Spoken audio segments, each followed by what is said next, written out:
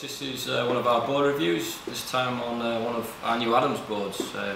This one's a Tonka. It's actually my board, this one. I picked this up a few weeks back, liked the look of it in the shop, and took it out for a surf and fallen in love with it since. Cracking little boards, very popular at the minute. We're going a bit wider, a bit shorter, as a general rule with a lot of the standard short boards. This is a thruster as standard. It's got no other options. You're going to ride this as a thruster, and basically it's kind of taken over from the high performance short board. These are still going to work in good quality surf, but this wider, stubbier template lets you ride a slightly smaller board with a bit more foam through the centre. It just works really well in UK conditions. Average days it will still go good, but it will still fly when the surf gets overhead and a little bit more hollow. So this model, it's very much akin to the Almeric dumpster diver. It's their take, if you like, of that board. So we've got a few things going on. Quite noticeable is a fairly domed deck. It's coming down to a slightly thinner rail edge, a bit more foam through the centre of the board, and that's just keeping it nice and wide, dead centre, where you need a little bit more float, not just for catching but also when you're actually up and riding through weaker sections of the wave, etc., or in more average surf. Fairly subtle rocker, sufficient nose flip to get you down waves on the more hollow days if you're surfing smaller, rampier waves.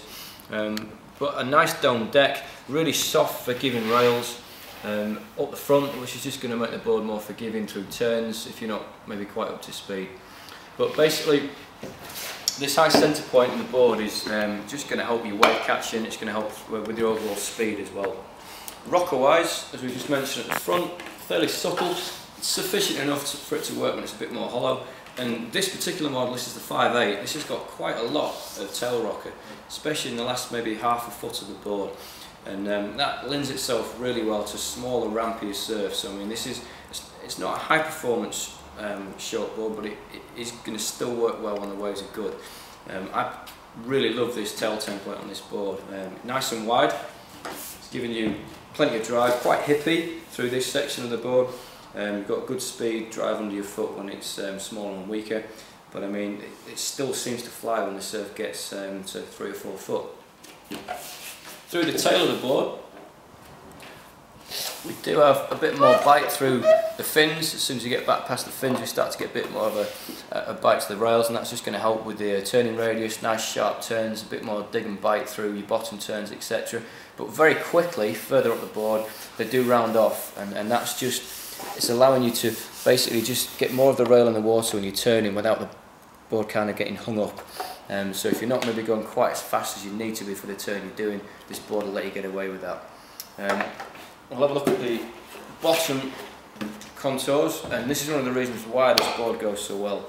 You get this wide template, a nice volume distribution, then add this massive single concave that runs through the whole board, and it really does kind of accentuate through the centre and running through the fins. That's just forcing air and water under the board. It's creating lift and drive and speed. It's fairly parallel rail through the midsection of the rails as well, so it just lends itself to getting down the line, getting down the wave very quick. If you're into your airs and your new skill moves, this style of board is going to work really well, because it's going to get up to speed very quick and give you the ability to actually be able to launch out the wave or get sufficient speed up very quickly to try some decent manoeuvres. If you're not going fast enough, you're going to struggle doing any form of turn. So this type of board lends itself really well to someone who's kind of into the new school modes. If you're riding like a big guy short board, then you can jump onto the slightly longer version of this board just to catch more waves in summer, maximise weak surf. And if you're more of a high performance short board kind of guy, then you want to be dropping down to the smaller sizes, 5.6, 5.8, etc. And maximising the ability to be able to ride a very small board that's still got a lot of potential in terms of performance. We'll just show you this single concave, because it's one of the reasons why this works so well. Right at the front of the board, it is pretty much flat, and it is only flat in the first half foot of the board. As soon as we start to get away from the rocker line and to where the board flattens out on the top, you really will start that concave start to showing itself, and it runs right through the whole board at its deepest pretty much through the centre,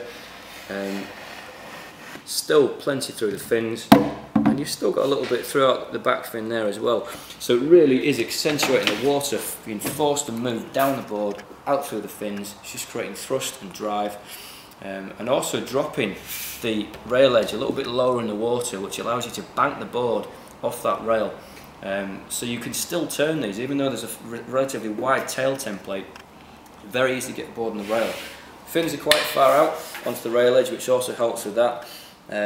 But the ability to be able to turn and actually do a normal bottom turn, much the same as you would do on a high performance shortboard, you can get away with that on this style of board. The fins are being brought further forward, which just aids manoeuvrability. And personally, I'm really liking this set of K3 fins in the board. Nice and flexible on the tips, and a slightly more solid rear fin. These are supposed to work really well in, you know, point break surf, where you've got nice long drawn out turns. I really love these fins in this board. I feel like I can whip them in and out of turns with this flexibility in the fins, but also be able to force the fin through the water as well, doing top turns. But overall, really impressed with this board.